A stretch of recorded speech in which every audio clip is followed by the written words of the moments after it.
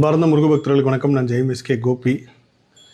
ஒரு அற்புதமான அபரிவிதமான சக்தி உள்ள ஒரு இடத்துல இருக்கேன். ராமநாதபுரம் பாம்பன் சுவாமிகளுக்கு முருகப்பெருமான் காட்சி கொடுத்த பெருப்பன் வலசை அந்த இடத்துல இருக்கேன். எனக்கு பின்னாடி இந்த இடத்துல தான் முருகப்பெருமான் பாம்பன் சுவாமிகள் ஐயா காட்சி கொடுத்தாரு.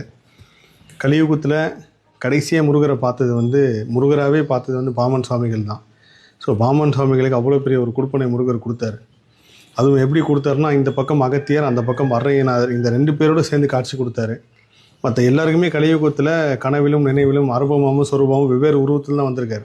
முருகராகவே காட்சி கொடுத்தது பாம்பன் சுவாமிகள் தான். சொல்லும்போதே ரொம்ப ஃபுல்லாக இருக்குது. இந்த இடத்துல சிறப்பு அனுமதி வாங்கி அவங்ககிட்ட காணொலி எடுக்கலான்னு சொன்னதுக்கப்புறம் தான் இந்த காணொலி எடுத்து பதிவு பண்ணுறேன். ராமநாதபுரம் நாளைக்கு ரணபலி முருகரை பார்க்குறதுக்கு முன்னாடி இந்த இடத்துக்கு வந்ததே ஒரு பெரிய அதிசயம். அதிகாலை தியானத்தில் முருகர் உத்தரவு கொடுத்து இந்த இடத்துக்கு நான் வந்தேன். அதனால் யார்கிட்டையுமே எதுவும் பதிவும் சொல்லலை.